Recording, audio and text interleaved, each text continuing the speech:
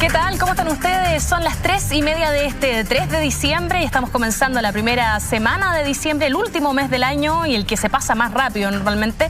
Aquí comienza Punto Noticias.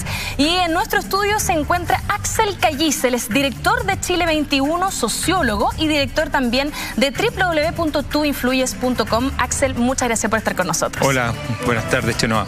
Vamos a comenzar con la noticia que hizo, que obviamente removió un poco todo el tema de la economía en nuestro país. Entonces, el anuncio del ministro Briones respecto de este plan para la recuperación económica, pero también del aviso que dio el anuncio en el fondo que dio el presidente Piñera esta mañana respecto de este bono de 100.000 pesos que va a entregarse a 1.3 millones de familias en nuestro país.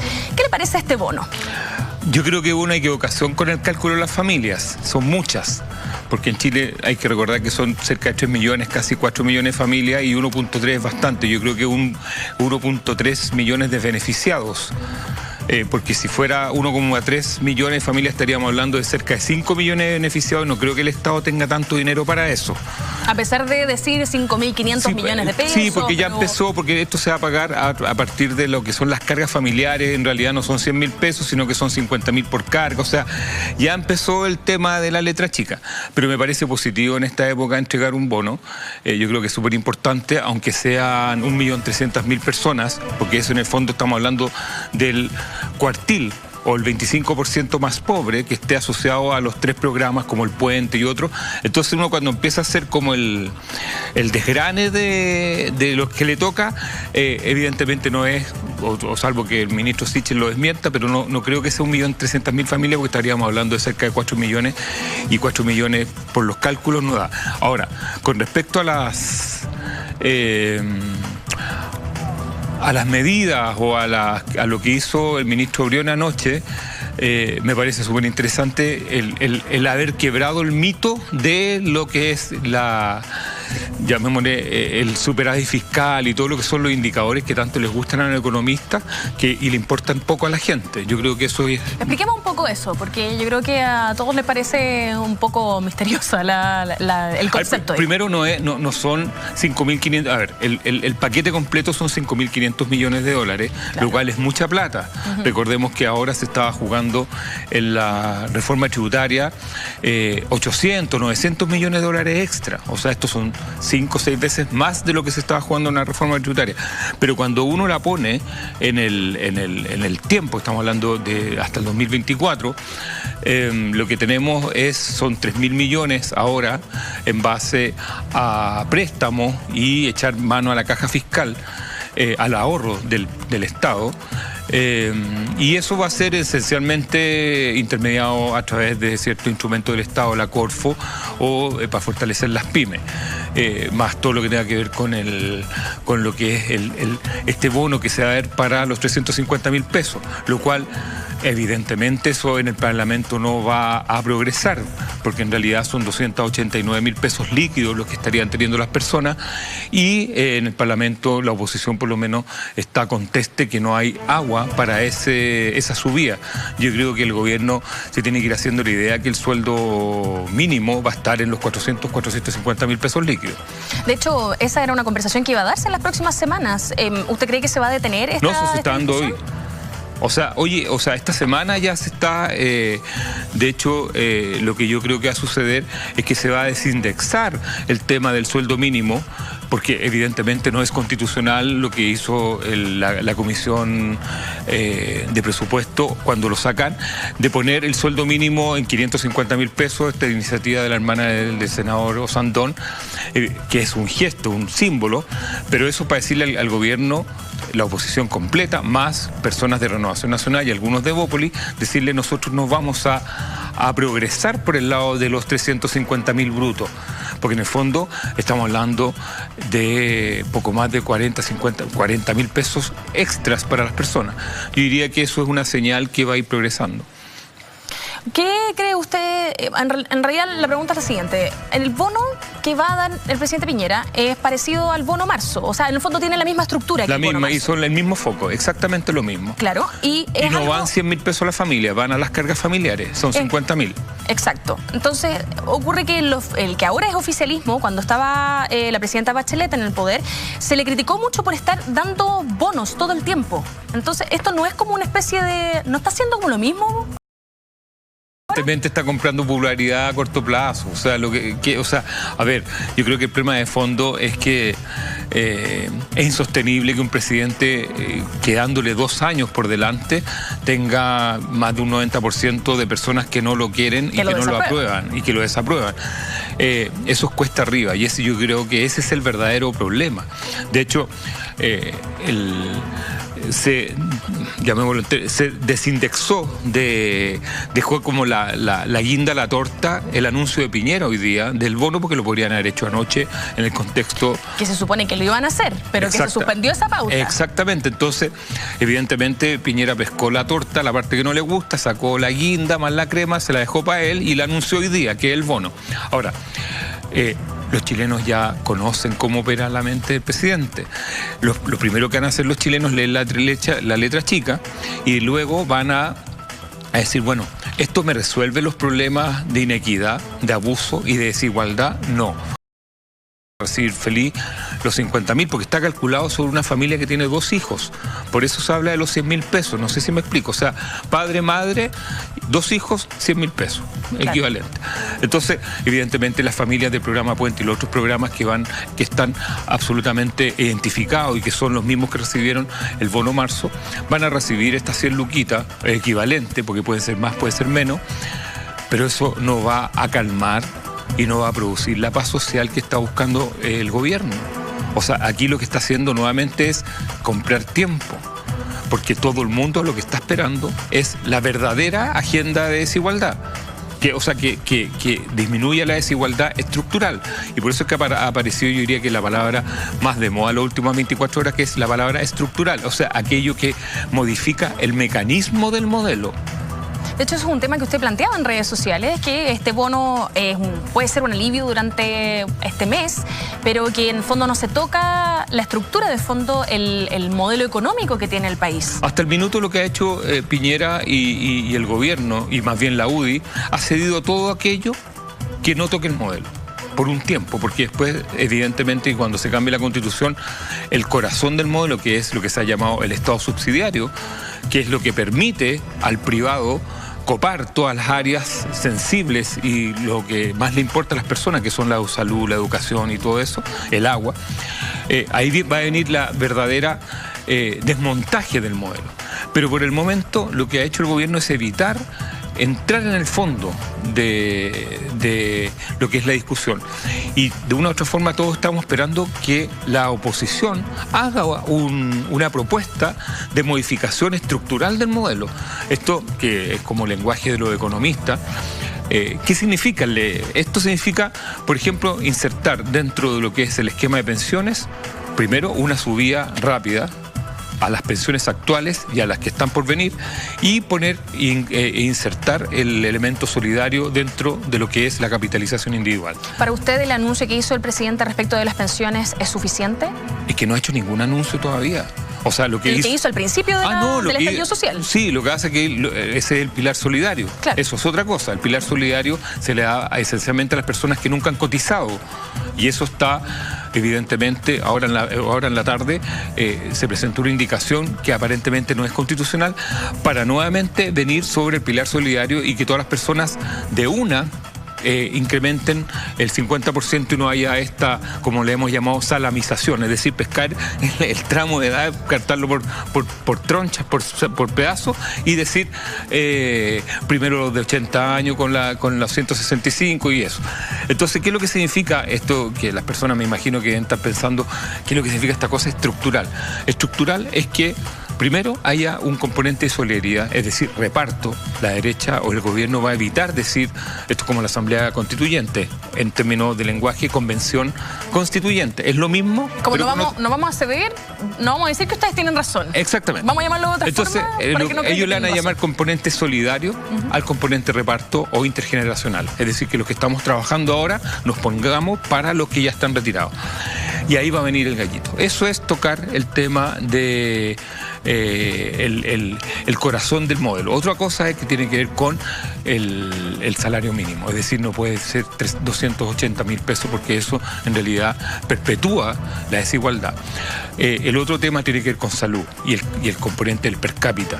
También está un componente que lo que se llama equidad territorial, que tiene que ver con el Fondo Común Municipal y todo lo que es la repartija de las platas hacia las comunas, para que no exista esta división entre La Pintana y Vitacura, que es como Suiza y un país bastante pobre. Hay barrios que son derechamente muy cercanos a lo que podría ser África. Entonces, estas desigualdades que se le llama estructurales, porque están en la estructura del sistema, son las que tenemos que empezar a desmantelar. Estamos conversando con Axel Callis, él es director de Chile 21, sociólogo y director de www.tuinfluir. ¿Cómo describiría usted el modelo económico que tiene hoy Chile? ¿Cree usted que es algo más que libre mercado? No, bueno, yo creo que la figura de que esta es la Corea del Norte del neoliberalismo lo resume muy bien, porque eso cuando uno lo explica fuera de Chile la gente le entiende. Es decir, acá el mercado regula casi todas las áreas de la vida social de las personas, es decir, opera donde no debería operar. Alguien nos decía, un experto que trajimos ayer en Punto Noticias, nos decía que en realidad en la Constitución lo que dice es que todo el mundo tiene la posibilidad de acceder al sistema público de salud o al sistema privado. En el fondo, lo que regula es que existen estos dos, pero no que cualquiera puede elegir entre ambas. Porque en el fondo decían que las personas que tienen menos ingresos están un poco atrapadas, por ejemplo, en el sistema público de salud. Yo diría que la Constitución actual, que es la que rige del año 80, establece una relación simétrica entre mercado y Estado. Y lo que hace, le otorga al mercado la capacidad de tomar todos aquellos aspectos del mercado, es decir, aquellas personas que tienen más, segregarlas, dividirlas, convertirlas en clientes, y todo lo que no le interese lo tira hacia el Estado. Por eso tenemos las ISAPRES, que es donde están los que ganan más, y esencialmente el mundo de una salud del tipo siglo XXI más cercana a Suiza, y tenemos FONASA. Por eso tenemos colegios como muy caros, privados, y tenemos la educación subvencionada y municipal. Por eso tenemos inequidad territorial, porque evidentemente, es decir, en la Constitución está ese corazón que se llama Estado subsidiario, que subsidia el mercado, va hacia todo lo que el Estado podría proveer, lo captura, lo que no le interesa o lo que no es rentable, lo deja de lado, y el Estado tiene que hacerse cargo, llamémosle, de todo lo que no es esencialmente rentable, es decir, los enfermos, las personas mayores, las personas que tienen menos recursos. Es decir, aquellas todas áreas sociales. Y lo que tenemos que hacer en la próxima Constitución es equilibrar esa relación entre Estado y mercado. Es decir, hacer que el mercado opere donde primero opere, porque resulta que en Chile también tenemos neoliberalismo, lo que nos ha llevado es a que existan monopolios y áreas muy específicas que son controladas. Ahí las remedios, el papel confort y los pollos y todo lo que las personas ven de pocas marcas, los supermercados, eso tiende a generar este modelo. Yo creo que la ciudadanía se dio cuenta en los últimos 2 meses que existía una relación directa entre la Constitución y su vida cotidiana. Clic o link que no había hecho el 2013 cuando partió todo esto de Marquesé, Asamblea Constituyente, y era como una discusión como de teórico, de constitucionalista, gente muy politizada que decía: tenemos que cambiar la Constitución. Y yo diría que a partir del tema pensiones, del tema colusión, de las marchas con respecto a la AFP, o sea, en pensiones, y el tema de educación, las personas empezaron a darse cuenta que en la Constitución estaba el corazón, esencialmente también con el tema de aborto, de el no podemos, ¿por qué? De poner trabas todo el tiempo. De poner trabas, porque al final todo lo que era iniciativas que tuvieran o tendieran a bajar la desigualdad terminaban en el Tribunal Constitucional. y el Tribunal Constitucional se transformó en una especie de así como de monumento de la Constitución, en el cual aquellos aspectos que beneficiaban tercera cámara. La tercera cámara, que empezó a operar ya casi en forma como un poder aparte, es un poder aparte, pero ya con autonomía de tipo soberana, y empezó a decir no, y yo creo que la ciudadanía hizo ese link, miró los pollos, miró las colusiones, miró Penta, hizo el clic y dijeron, esto no puede seguir así. Y por eso que durante ya las 4 o 5 semanas el tema constitucional estuvo arriba durante 3 o 4 semanas. Hay parte del oficialismo que dicen que, francamente, el cambiar la Constitución no debería ser algo prioritario, porque es algo largo y que no necesariamente resuelve los problemas de la calle. ¿Qué opina usted al respecto? Es la mejor inversión que puede hacer un país tener una Constitución que sea, como dicen, el cliché, la casa de todos, es decir, que todo el mundo se sienta orgulloso. Suena como al eslogan de una casa constructora o de una tienda. Sí, lo que pasa es que es como un lugar que a mí siempre cuando uno ha tenido la suerte de viajar, se da cuenta que en muchos países venden la Constitución. Desde los países como Estados Unidos, la Constitución Europea. Es decir, la Constitución es casi un souvenir, porque la gente se siente muy orgullosa de las constituciones. Ayer había un abogado constitucionalista que nos decía que en realidad, bueno, y también tiene que ver con un artículo que salió en las últimas noticias de Kenneth Bunker, que decía que deberíamos escribir una Constitución que se pueda leer en el metro, algo que sea de fácil acceso para todo el mundo. Y este abogado constitucionalista nos decía que la Constitución de Estados Unidos, por ejemplo, hablaba de we the people, nosotros, el pueblo, sí, la ciudadanía, ¿no? La sociedad de Estados Unidos. Que eso es algo que a lo mejor uno no identifica dentro de la Constitución actual chilena. Yo debo decir que tuve la suerte de estudiarla cuando estaba en el colegio, pero es algo que no pasa necesariamente hoy en día en los colegios. Pero para nosotros, la Constitución es algo que está en Ganímide, en Marte, porque no es algo que esté en nuestra vida cotidiana. O sea, nuestra Constitución, si la pasan en el colegio como algo externo, como algo lejano, porque no es un objeto de orgullo, ni tampoco que nos convoque. Por eso se habla que es la casa de todos, donde todo el mundo tiene que converger. La Constitución, de una u otra forma, tiene que establecer, lo que hablaba Kenneth, es un poco de un modelo constitucional. Hay varios modelos constitucionales. Cuando uno escucha hablar a los constitucionalistas, que hoy en día están por todas partes, yo nunca pensé que iban a estar... Tienen más pega que abogado constitucionalista. Y están llenos de charla y cabildo. Yo diría que es el momento de los constitucionalistas, porque como aparecen cada 30 años, así, claro.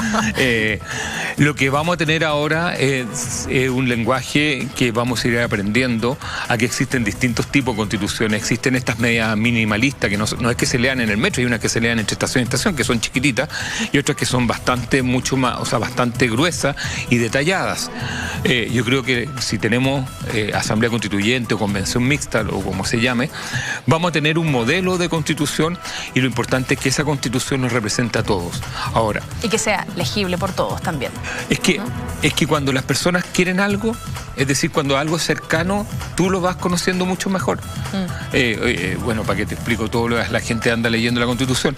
Ahora, sí, pues se ha convertido en bestseller en la última semana. Absoluto, pero que es distinto a la clase de educación cívica, que es como el otro cliché que hay actualmente, que es tenemos que tener clases de educación cívica. Yo diría que eso no resuelve el problema, porque la clase de educación cívica, las personas lo piensan como una transferencia de conocimiento o de explicaciones. Es, yo te cuento a ti en qué consiste la Constitución. Esa es una parte de la educación cívica. Lo más importante de la educación cívica es la experiencia democrática, que es otra cosa. Es decir, lo que asienta, lo que fija, es que los niños, las personas del colegio y todos vivamos de una forma donde las decisiones que tomamos las respetamos y las llevamos a cabo entre todos. No sé si me explico. O sea, en el colegio hay colegios que no tienen centros de alumnos, o que el centro de alumnos es para organizar las alianzas, para organizar la semana del colegio, las completadas, exactamente. Pero no hay una decisión, por ejemplo... No, decir bingos porque es una palabra que está un poco baneada por el Ministerio de Educación. Pero la experiencia democrática se vive hasta en la casa. Es decir, lo que tenemos que tratar de erradicar es los autoritarismos, y no es que pasemos a vivir un estado, llamémosle, donde los niños mandan en la casa, aunque en Chile los niños mandan en muchas partes, pero... sobre todo ahora en diciembre. Exactamente. Pero los colegios las organizaciones sociales, en el trabajo, hay que, o sea, de una u otra forma hay que empezar a tomar y a escuchar y tomar decisiones colectivas. Por eso la experiencia que está sucediendo en los cabildos, que es una experiencia que no se ve, que no sale en la tele, que no sale mucho en los diarios, pero yo vivo en La Reina, veo las plazas todos los fines de semana llenas de cabildos donde se están juntando gente. Uno bueno dice, pero ahí no están todos, ahí están los politiqueros. No, han llegado muchas personas que no habían nunca participado en política y es súper importante escucharse y tomar decisiones y llegar a acuerdos. Que es como, ahí se va generando la experiencia democrática. Y la experiencia democrática tiene que ver también con cosas como súper básicas, como saber entrar al metro, saber aprender normas de urbanización, de urbanidad. O sea, tiene que ver con la experiencia democrática, con una cultura que se aleja de lo que es un poco Chile. Chile es el país de los vivos. Chile es el país, el vivo es aquel que burla al resto, que burla llamémosle, la normativa cultural que sean las personas. El que sabe hacer la trampa cuando está hecha la ley. Exactamente. Entonces, cuando hablemos de educación cívica y experiencia democrática, porque en un colegio puede ser muy autoritaria y tener clases de educación cívica, es decir, llevarlo al Congreso, decirle este es el Poder Legislativo, este es el Poder Judicial, explicarle todo el Estado y le hagan pruebas a los niños de educación cívica. Pero sin embargo el niño no va a tener una experiencia, no va a poder elegir dónde va a fin de año o cómo quieren pasar el recreo. Creo que una de las formas más fáciles tal vez de explicar el Congreso, por ejemplo, es hablar de un consejo de curso, como cuando en los cuartos medios se elige el dibujo que se va a poner en el polerón, estas peleas que se dan. Entonces, esa es la forma de darse cuenta, cómo se toman las decisiones, que es lo mismo que pasa dentro del país. Exactamente. Eso es, o sea, cuando tú...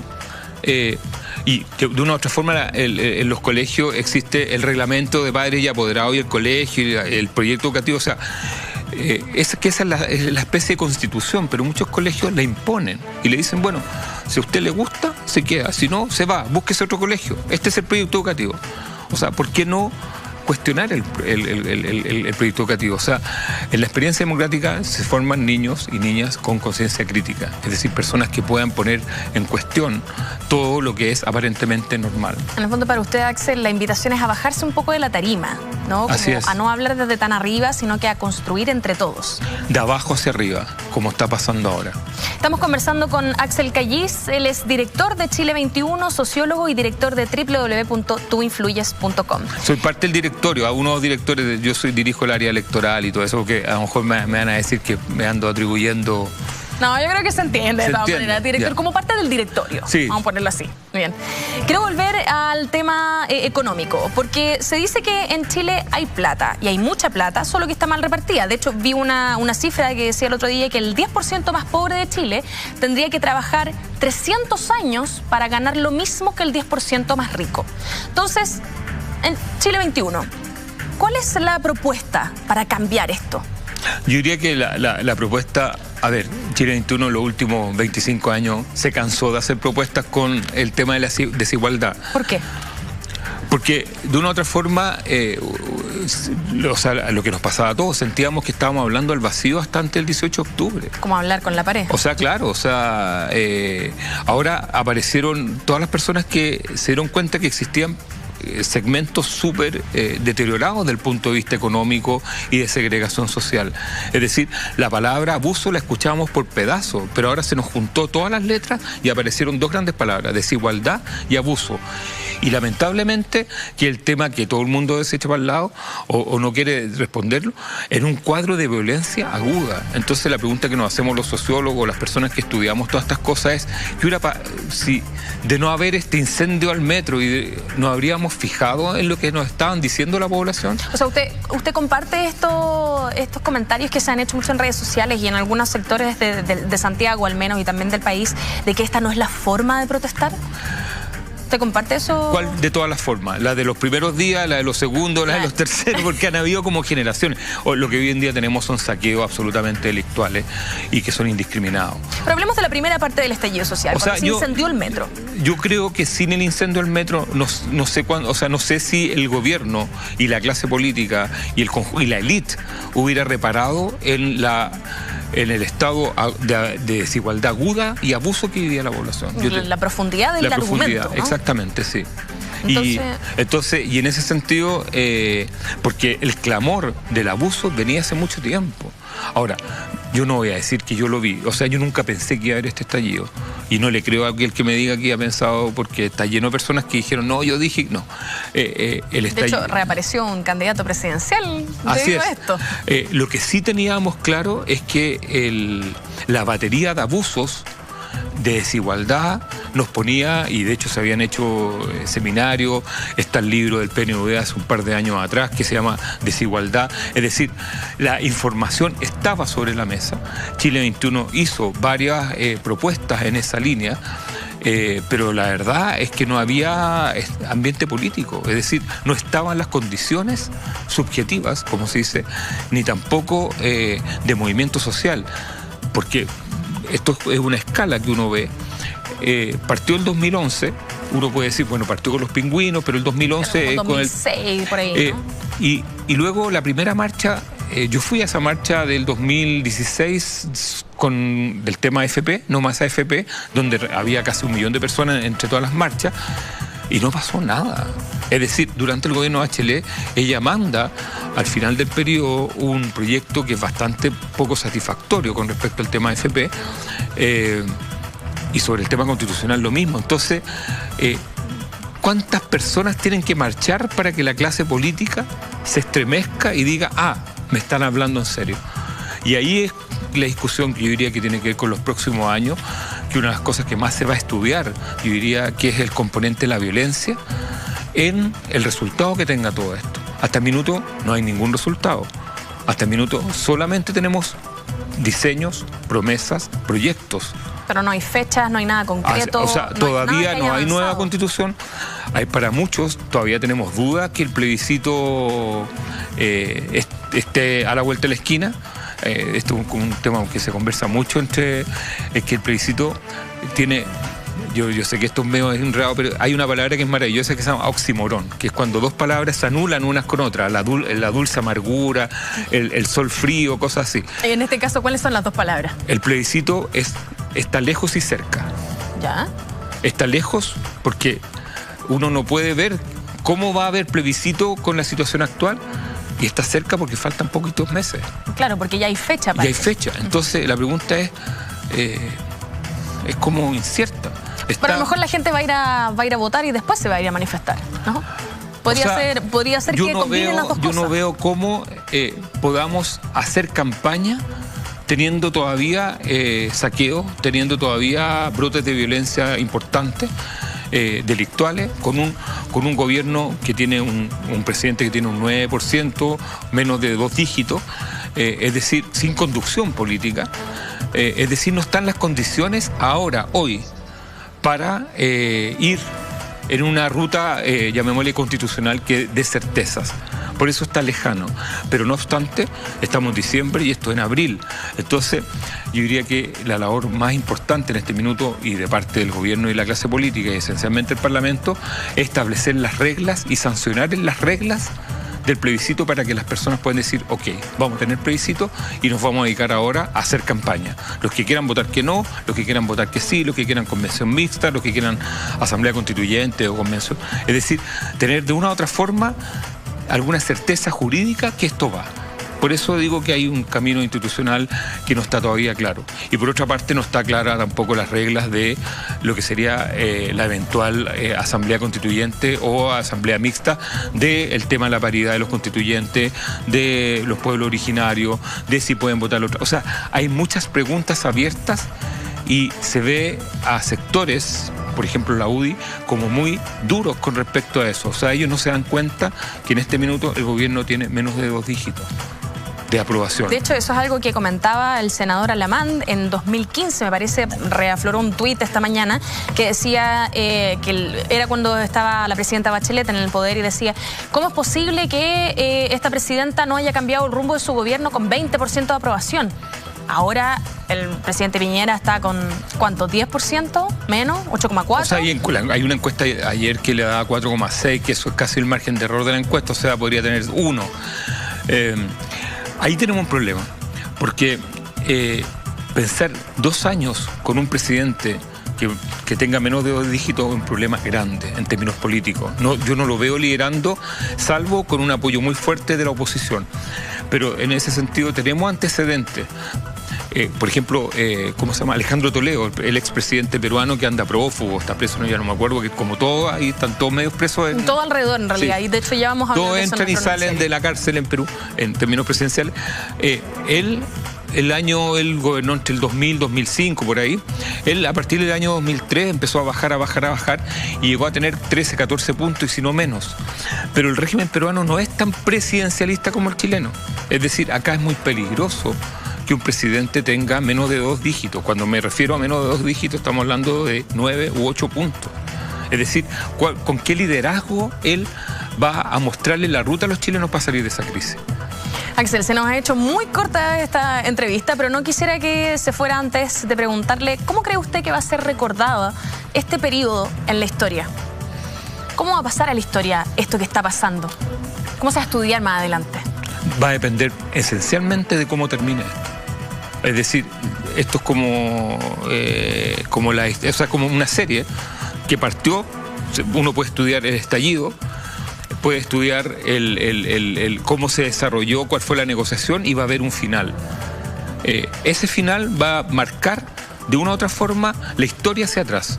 Si esto puede terminar con un final feliz, es decir, donde el pueblo sale a festejar en algún minuto, o puede irse desinflando, o puede terminar también de una forma violenta. Es decir, tenemos todos los finales abiertos. Esta historia no ha terminado. De una u otra forma, cuando uno y los analistas o los historiadores ven un fenómeno, lo determina esencialmente el cómo termina y cómo se produce este final. Nosotros en este minuto estamos, no sé si saliendo, en el medio o al final de esta serie. En el caso de Ucrania, me imagino que todos han visto la serie esta Winter on Fire, son 93 días, nosotros llevamos casi 50. Es decir, no sabemos si estamos al medio o al final del conflicto. Va a depender del gobierno. Brevemente, antes de que se vaya, en pocas palabras, máximo 2, ¿cómo llamaría usted a este periodo de la historia? Al que estamos viviendo ahora. ¿Qué va a decir? ¿La primavera chilena, el 180? ¿La revolución de la chaucha? O sea, ¿cómo le llamaría usted? No, yo creo que ya quedó como el estallido del 2019. O sea, yo creo que va a tener un nombre transitorio, que va a ser el estallido social del 2019. Porque tenemos, así como tenemos los pingüinos, tenemos las marchas del 2011, pero en este minuto tenemos el estallido social del 2019. Si llegáramos, o el pueblo de Chile, a grandes conquistas, tal vez tenga un nombre mucho más épico, como yo lo diría como el estallido de la dignidad. O algo de más, pero si no... Algo que contenga la palabra dignidad, que también ha sido bastante. O el fin del abuso, o sea, pero eso va a depender de cómo termine y si los malos se mueren y los buenos sobreviven. Y ahí podemos discutir quiénes son los buenos y quiénes son los malos. Ahí estaba Axel Callis, sociólogo, parte del directorio de Chile 21. Así es. Y director de www.tuinfluyes.com. Muchas gracias por haber estado con nosotros. Gracias, Chenoa. Lo anunciábamos también mientras conversábamos con Axel. Vamos a hablar de temas internacionales, pero de esto a la vuelta de un consejo.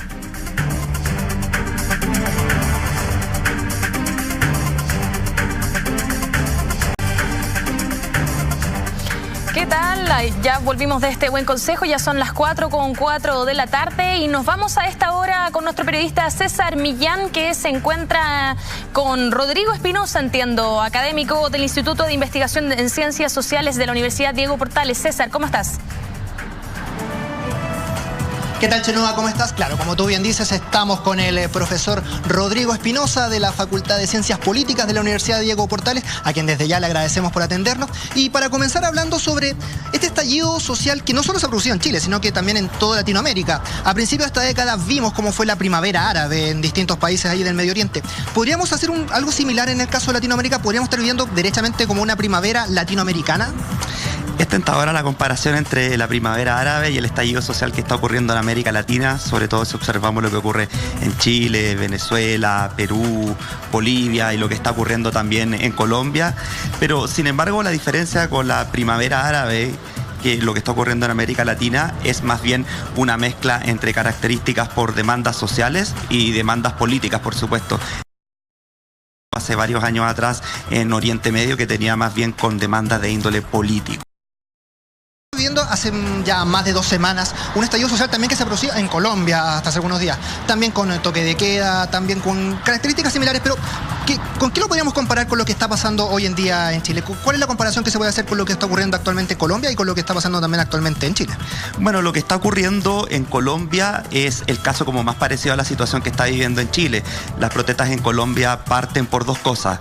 Uno, el rechazo de la sociedad civil a lo que se llama el paquetazo, que son reformas de gobiernos de derecha que incluyen reforma a la pensión, tributaria y reforma laboral. Sin embargo, dentro de Colombia hay otro tema y que marca la diferencia con el caso chileno, que tiene que ver con parte de la sociedad civil o de la ciudadanía exigiendo al gobierno de Duque que se implementen los acuerdos de paz establecidos entre el gobierno de Juan Manuel Santos y la FARC. Al parecer, el gobierno del Centro Democrático, sobre todo la postura de Iván Duque, ha sido continuar con el enfrentamiento directo con la guerrilla, y eso ha traído obviamente un ciclo de violencia que se había presuntamente detenido tras la firma de los acuerdos en el gobierno anterior. Justamente en el tema de la violencia y la seguridad, ¿se manejan de manera similar los gobiernos de Colombia y Chile en ese sentido? Sí, o sea, es como más encima la coincidencia es que son 2 gobiernos de derecha, o sea, el Centro Democrático es muy parecido a lo que tenemos hoy en Chile con Chile Vamos. Por lo tanto, la forma en cómo se ha gestionado la crisis en ambos países es bastante similar. El presidente Sebastián Piñera demoró prácticamente 48 horas en sacar los militares a la calle pidiendo estado de emergencia, ¿cierto? Y por supuesto el gobierno de Duque también en una respuesta bastante rápida también pide militares y saca a los militares a la calle, con consecuencias que al final del día lo que termina haciendo es motivando a la ciudadanía a salir a expresarse en las calles con mayor fuerza. De hecho, no olvidemos que lo que ocurrió en Chile, que la marcha donde tuvimos en Plaza Italia más de 1 millón de personas se dio al tenor del toque de queda. Ahora, en Colombia se dio una situación bastante similar, así que la forma en cómo se ha gestionado, bueno, es bastante similar, sobre todo si consideramos que ahora Iván Duque se dio a las presiones y está dispuesto a negociar con los líderes del movimiento social. A tu juicio, la respuesta del presidente colombiano Iván Duque ha sido buena, ha sido mala o ha sido quizás similar como la que ha tenido el presidente Sebastián Piñera en estas últimas 2 semanas de crisis en Colombia?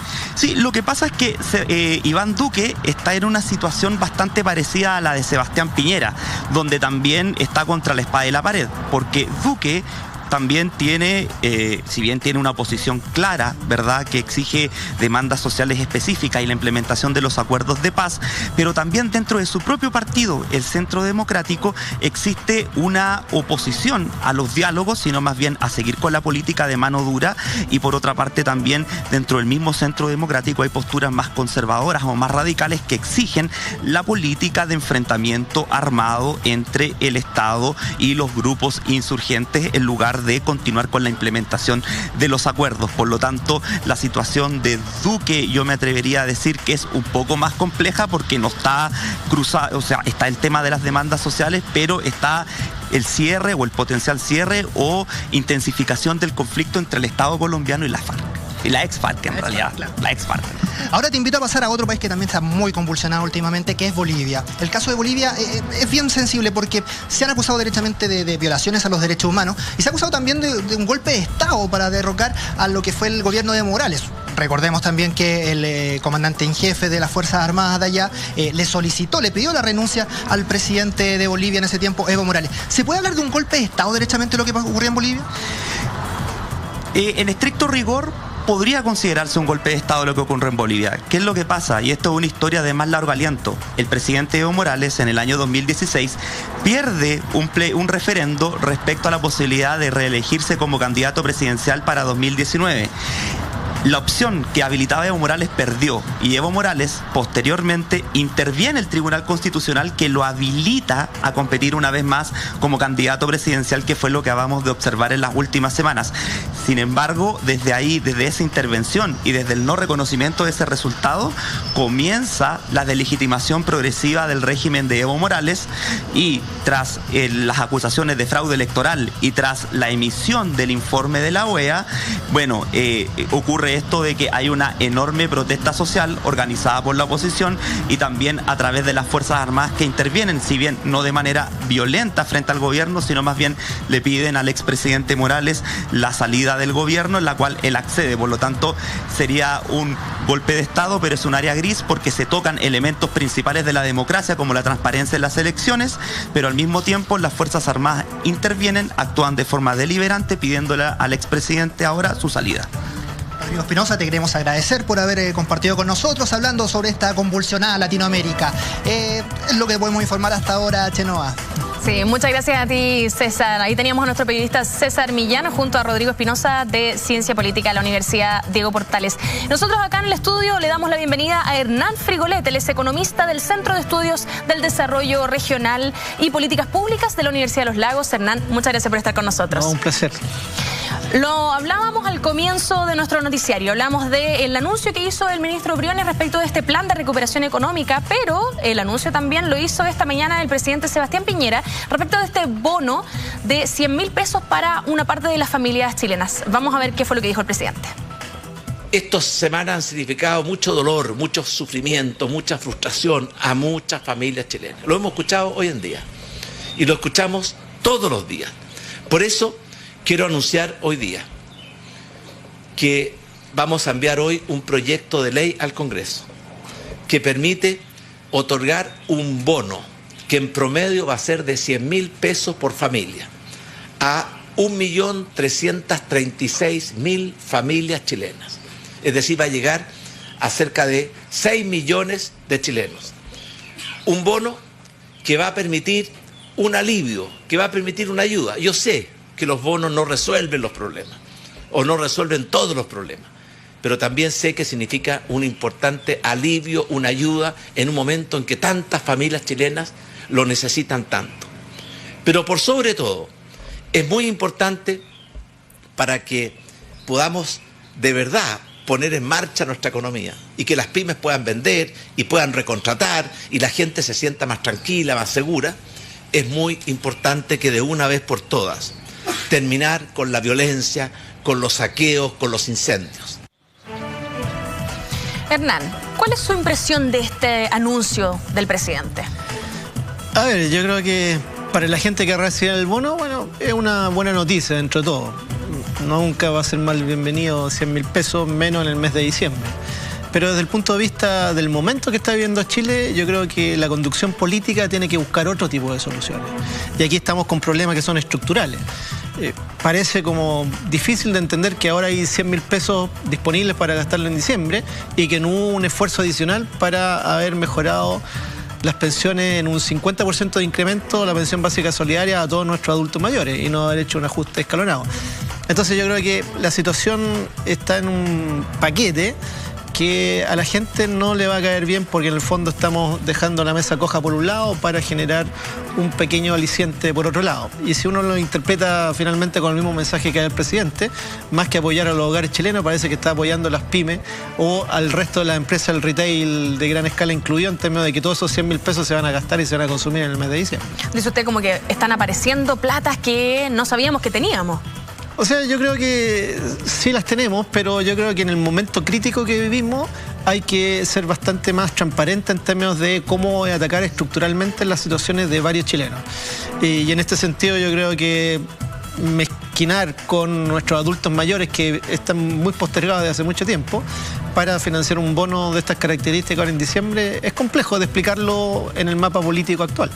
Justamente hablando de situaciones críticas, se dio a conocer esta semana que el índice económico, el IMASEC, dijo que la economía chilena había retrocedido un 3,4%. Los más pesimistas decían que iba a ser un 2,2% en octubre, pero resulta que es mucho más, 1,2% más de lo que se pensaba.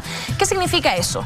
Significa que estamos entrando en una recesión, porque el mes de octubre también nos va a traer un indicador que va a ser bastante malo. O sea, derechamente recesión, podemos hablar de recesión. Sí, recesión es cuando efectivamente nuestros indicadores de producción y de consumo están con tasas negativas, o sea, estamos con un decrecimiento de nuestros flujos de demanda y de oferta. De hecho, antes de entrar en lo más técnico, ¿puede explicarnos por favor qué es el IMASEC y qué es lo que mide? El IMASEC es un indicador que toma algunos índices de producción que tienen una cobertura parcial, pero que dan cuenta de más o menos qué está pasando con la producción a nivel de todo el país, con la minería, con la agricultura, con el comercio. Combina todos esos valores productivos y nos da un resultado global. Y cuando ese indicador dice que creció un 5%, es porque todas esas producciones en promedio aumentaron un 5%. Y detrás de eso tenemos empleo, tenemos aumento de los ingresos, las utilidades, todo eso. Cuando el indicador es negativo, nos está mostrando que en la economía en general hay una disminución de los flujos. Quiere decir que disminuye el empleo, disminuyen las remuneraciones y también disminuyen las utilidades. Entonces, que haya bajado, digamos, este 3,4%, ¿qué significa? Significa lo que vimos, que en la segunda quincena de octubre tuvimos un país que estuvo relativamente paralizado. ¿Sí? Santiago y las ciudades capitales regionales principales se vieron una vorágine de estallido social, de violencia, donde se entorpeció la normalidad productiva y de vida cotidiana de la mayor parte de los hogares chilenos. Y eso lo reflejan fielmente los indicadores, o sea, es de sentido común ver lo que pasó en las dos quincenas, en la última quincena de octubre, y relacionarlo con lo que estamos viendo ahora con los indicadores. Nos están ratificando lo que la realidad de todos los chilenos hemos visto a través de las pantallas y en nuestro diario vivir. Si consideramos que octubre solamente fue desde el 18 hasta el 31, digamos, este estallido social y que produjo esta baja del 3,4%, ¿qué cree usted que se puede esperar para noviembre? ¿Van a ser números realmente igual de negativos o más negativos que este? Yo creo que van a ser muy parecidos. Deberíamos estar con una caída entre -2 y -3. ¿Por qué? Porque nuestra economía y nuestra vida social no ha recuperado su normalidad. ¿Qué es lo que tenemos? Hogares que tienen mucha dificultad para llegar al trabajo, mayores dificultades para devolverse a sus casas, y por lo tanto las jornadas laborales en todo ámbito se han reducido. Y en el sector que yo creo que el impacto ha sido más negativo, tiene que ver con el consumo habitual que hacemos los chilenos, porque estamos saliendo más temprano, pero estamos yendo a refugiarnos en nuestras casas. Por lo tanto, hay toda una gama de consumos que hacíamos antes que hoy no lo estamos haciendo. ¿Qué tiene que ver con los happy hour de los restaurantes? ¿Qué tiene que ver con todo el transporte que se moviliza en torno a eso también? Tiene que ver con cultura, tiene que ver con consumo. O sea, nuestros consumos están muy restringidos al fin de semana y la gente está con una incertidumbre mayor y por lo tanto el consumo se ha retacado. Estamos haciendo lo que es necesario consumir, pero no estamos yendo a consumos más bien suntuarios. Y eso obviamente ha deprimido y ha golpeado muy fuerte a la pyme, que es donde más se encuentra la pyme. Retail, cultura, pequeña producción de servicios y de algunos tipos de artesanías que en esta época tienen muy buenas ventas. Y parece que el presidente Piñera quiere enfocar ahí uno de las partes del plan de recuperación de la economía, como hacia las pymes, tratando de que suba un poco y que vuelva la producción como estaba antes del estallido social. Sí, en el fondo el ministro de Hacienda presentó un plan de reactivación bastante más ambicioso. Está agregando aproximadamente 5.500 millones de dólares adicionales a los que están en el presupuesto, que ya creció un 4,5, y también teníamos ahí una cifra importante, alrededor de unos 3.700 millones de dólares de incremento del gasto público. Y obviamente ahí hay un capítulo especial para la pyme, pero vamos a ver cómo ese capítulo especial se manifiesta en productos que sean razonablemente aceptables para una pyme que está deprimida, porque si nuevamente van a ser productos que se van a intermediar por la banca, con criterios comerciales de la banca, no va a ser más bien una ayuda, sino que puede ser un salvavidas de plomo para la pyme. Bueno, de hecho, esa es una de las medidas, ¿no? La facilidad de entregar créditos y la devolución del IVA. Justamente, hablemos de este paquete de plan de recuperación económica, que es como le llamó el ministro Briones. ¿Qué le pareció a usted ese paquete? A ver, me parece que es un paquete ambicioso que Perdón, ahí estamos viendo el tuit de lo que dijo el ministro.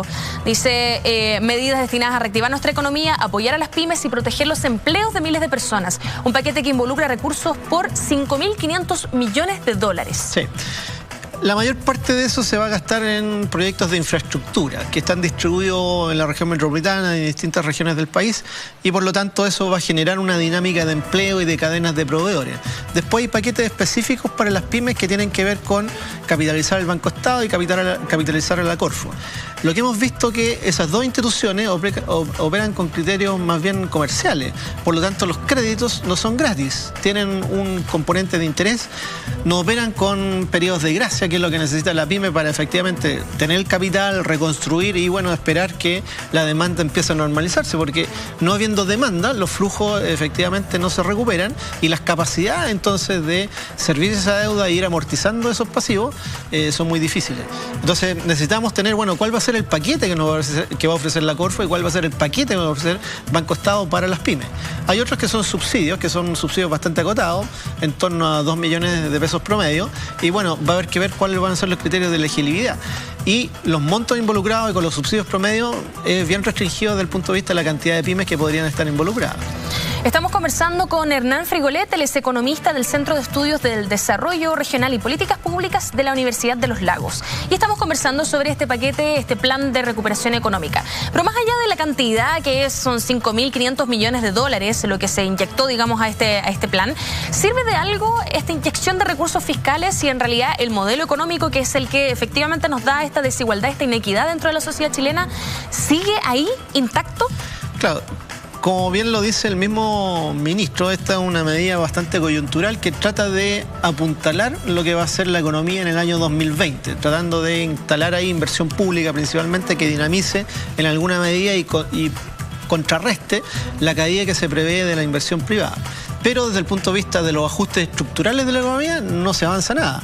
Y eso es peligroso porque vamos a tener una deuda pública que en vez de ser el 27% del PIB va a ser 38% del PIB. Bueno, y además el expresidente decía que podríamos subir, el expresidente Lagos quería subir a 45%. Lo que pasa es que hay que verlo en un contexto en el cual efectivamente uno puede echar mano del endeudamiento para acelerar algunos procesos, pero al mismo tiempo tiene que ir generando el incremento en las capacidades de pago para que efectivamente después esa deuda no nos estrangule. Y el ministro Briones no hizo ningún anuncio en términos de cómo va a ir fortaleciendo la recaudación tributaria para que podamos enfrentar gastos permanentes que van a ser más grandes. Estamos subsidiando salario mínimo para la pyme, estamos aumentando el gasto, estamos aumentando las pensiones, etcétera. Tenemos muchas presiones de mayores gastos permanentes para el fisco, pero no se ve ningún incremento de la recaudación.